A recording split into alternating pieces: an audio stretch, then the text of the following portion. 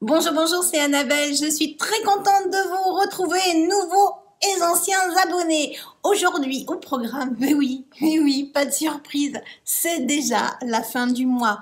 Favoris et découvertes. Jingle.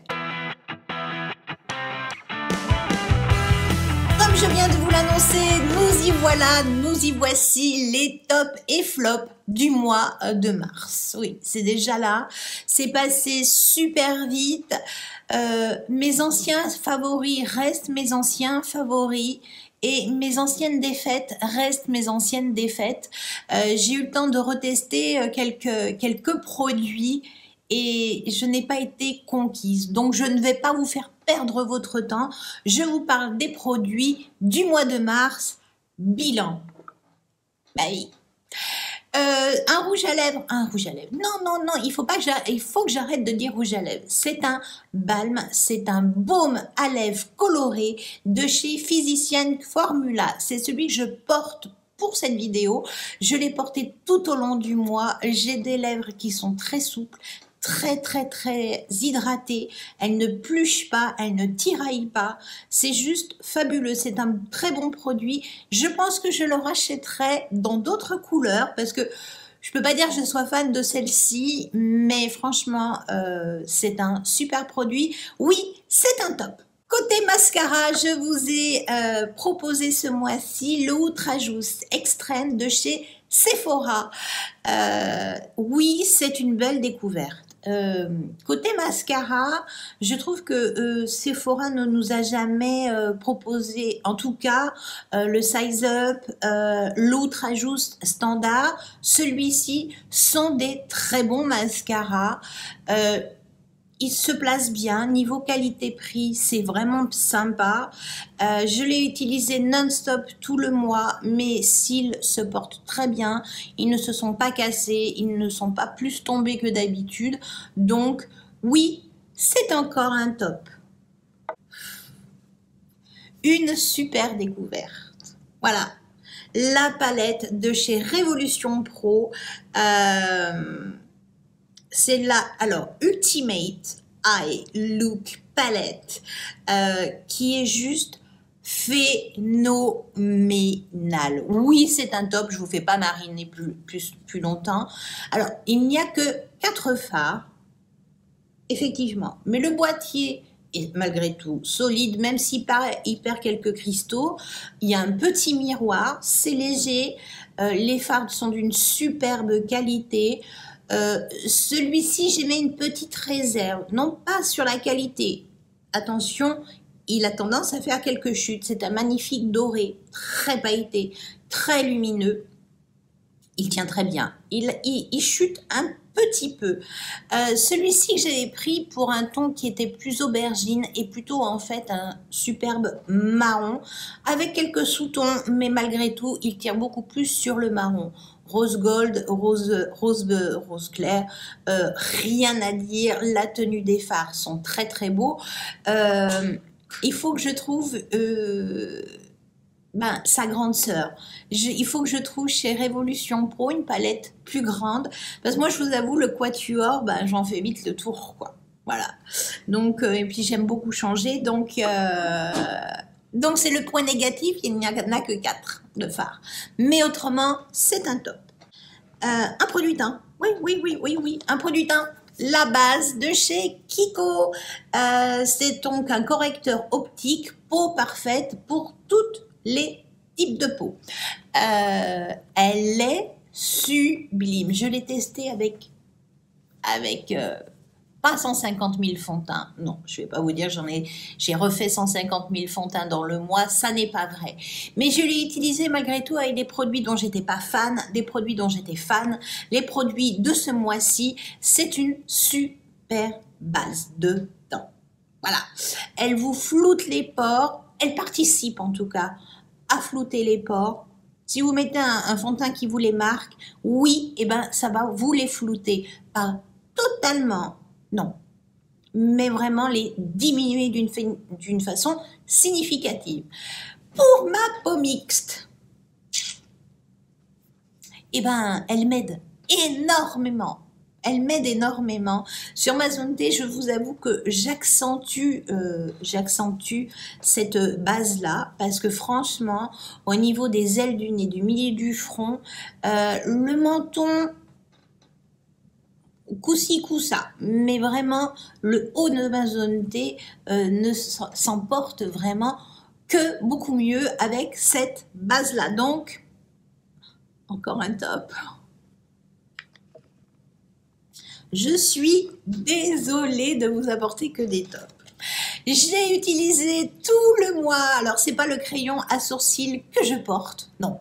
Non, je vais pas vous le cacher, parce que j'en ai marre de me prendre la tête avec un crayon minuscule. Alors, c'est super sympa, le petit crayon, il est là, hein, par rapport à la taille de mon doigt, voilà, hein, c'est un doigt de fille.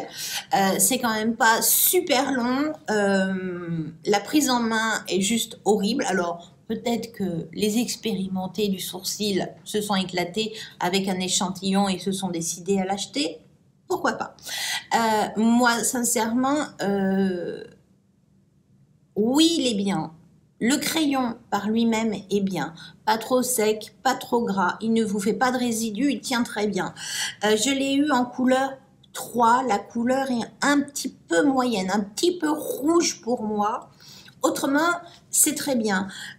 Pitié, à la limite, donnez-nous un micromine, mais en échantillon. Une micromine suffit pour le tester, mais mettez un plus long embout plastique pour faciliter l'application. Parce que là, moi, je vous avoue que je l'ai beaucoup gaspillé parce que je me suis vautrée plus d'une fois parce que ben, je faisais un truc de traviole, ça me faisait un trait trop long, trop court, trop... Enfin, voilà, je trouve que c'est vraiment dommage de mettre un si petit embout plastique. Je comprends qu'on ne va pas nous mettre une mine longue, mais au moins un plus gros bout de plastique ou un embout carton, je sais pas, un truc économique, mais une meilleure prise en main pour le tester, parce que moi franchement ça m'a un peu gavé et c'est pas mal, voilà, je préfère mon X, voilà, c'est pas un flop, c'est pas un top, c'est un bon crayon, moi ça m'a pas déclenché l'envie de l'acheter, voilà. Est-ce que le fait que le format soit minable, je ne sais pas. Un autre produit de teint, donc c'est pas un top, hein, mais c'est pas un flop, vous l'avez compris. Un produit de teint. Un produit de teint, j'ai été déçue par le Skin Love de chez Becca. Alors, vous allez me dire, oui, mais la couleur... alors, oui, la couleur ne m'a pas plu. J'ai essayé de le foncer par tous les moyens du monde. C'est un bon produit. C'est la mort dans l'âme. Pour moi, ça n'est pas un top. C'est pas un flop. Mais je veux pas, je ne dirais pas que c'est un flop de toute façon. C'est une marque qui va disparaître, donc voilà, je le regrette un petit peu. Ce qui est dommage, c'est que je n'ai pas pris la bonne couleur, mais j'étais Blanche-Neige avec ça. On n'appelle pas ça Sand. Toutes les marques qui utilisent la couleur Sand, c'est un beige doré. Hein, pourquoi eux, ils choisissent le sable du Pacifique, le sable blanc? Voilà. Appelons un chat un chat. On va pas l'appeler un petit chien à griffes. Non, voilà. Donc, ouais, je suis pas contente. Voilà. Je n'en dis pas plus parce que c'est une marque qui va disparaître et que c'est une marque que j'adorais. Donc, voilà. Je rêve des cheveux, j'ai les cheveux partout. La palette Flawless visage de chez Sephora. Waouh! Une super découverte. Bah oui.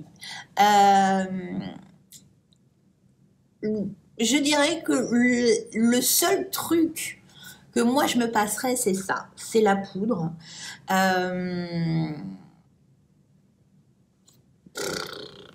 Voilà. Elle n'est pas minable, hein, elle est là. Moi, perso, je préfère mes poudres libres que j'utilise, ou alors je n'ai pas compris l'utilité, peut-être. Le petit rectangle rose pour les cernes, c'est juste super, super sympa à utiliser. Je l'utilise pas quotidiennement, j'ai pas encore chopé le truc, mais franchement, il est vraiment pas mal. Le bronzer est juste sublime. Il n'est pas trop prononcé, il n'est pas trop pigmenté, ils se font très bien à la peau. C'est vraiment un embellisseur de teint. Je porte la palette aujourd'hui, ça aussi d'ailleurs, sauf ça, voilà. Le bronzer est terrible. Ce blush n'est ni rose, ni corail, ni orangé, ni marronné. Il est sublime. Franchement, il faut que je passe chez Sephora et que je regarde s'ils ne l'ont pas en grand. En fait, voilà. C'est vraiment un blush qui est super agréable à travailler. Les deux highlighters, moi, je n'arrive pas à les utiliser séparément, en fait. Je prends un petit peu dans l'un, un petit peu dans l'autre et je viens appliquer l'highlighter. C'est un bon highlighter qui ne marque pas plus que ça les imperfections de votre peau. Peau commençant à être mature, hein, voilà, n'ayons pas peur des mots. Au niveau tenue, c'est pas phénoménal, mais c'est pas dégueulasse non plus. Donc oui, c'est une très bonne palette avec un prix très abordable. Vous avez une palette de teint et pas de pain, une palette de teint pour tout faire. C'est un top. Voilà, il faut dire les choses.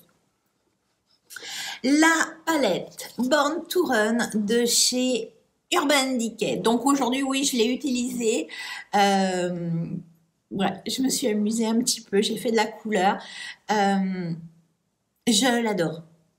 Ça m'a réconciliée avec la marque Urban Decay. J'avais une Naked que je n'aimais pas. Je vous le cache pas, je ne l'aimais pas.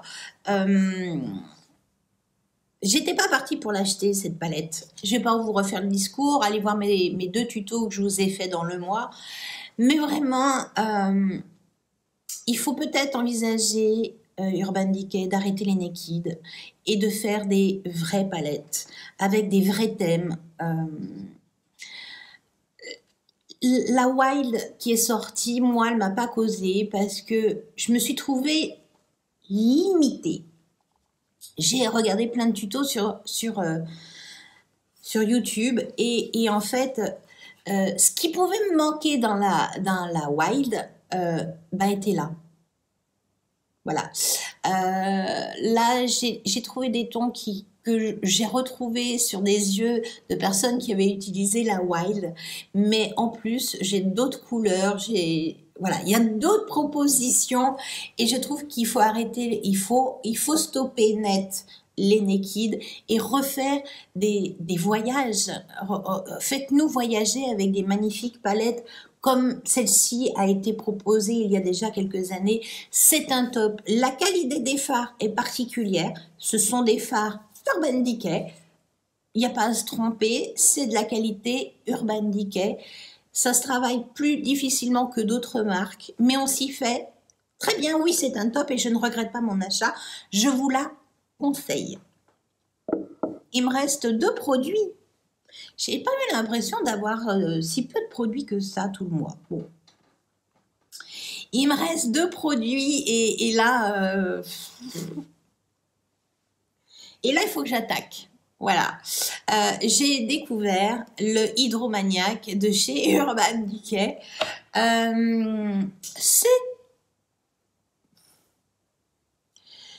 C'est pas une bébé crème, c'est pas une CC crème, c'est un fond de teint hydratant, couvrance modulable.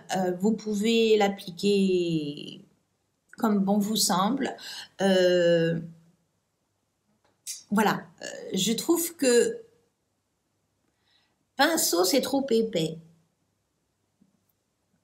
Ça rend, le rendu est grossier. Voilà. Après, éponge doit, voilà. Modulable, on peut le moduler. Là-dessus, on peut moduler la couvrance, mais je trouve qu'au pinceau, ça ne lui rend pas du tout justice et c'est très très dommage. Enfin, c'est très dommage parce que moi j'aime utiliser le pinceau et si je ne l'avais testé qu'au pinceau, je le mettais au placard direct. Voilà. Pour moi, c'était un flop au pinceau. Éponge et doigts, c'est un bon produit. Est-ce qu'il y a mieux? Oui. Donc, c'est un produit parmi tant d'autres dans les produits teints. Faites-vous plaisir en achetant de l'Urban Decay. Voilà. Je ne vais pas vous dire que c'est un flop parce qu'il fonctionne très bien. Mais moi, je ne suis pas fan. Dernier produit, et là par contre, je vous l'annonce, c'est un top de chez Top. C'est un produit que je rachèterai. C'est un produit que je veux garder dans ma trousse à maquillage. C'est un produit que je vais racheter dans une autre version. Je vous l'annonce, c'est la bébé crème de chez Eborian au ginseng. C'est la formule coréenne. On en a fait des gorges chaudes quand elle a débarqué. Moi, je ne l'ai pas testée. Voilà. J'ai attendu 150 ans pour la tester et ne l'oubliez pas. Voilà. Finalement, de la tester en retard, en décalé par rapport à tous les autres, j'en reparle. Voilà. Et je lui refais de la pub. Alors, ils ont sorti plein de déclinaisons, ils ont sorti, voilà. Ça, c'est de la bombe. J'avais la CC crème en format voyage que je n'avais pas racheté. Voilà. Là, je l'ai en full size, en taille normale. Quand ça sera fini, je la remplacerai. C'est le teint que je porte aujourd'hui. C'est pas un fond de teint, non.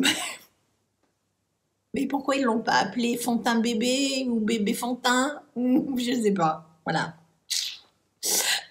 C'est un super produit, ça vous floute les pores.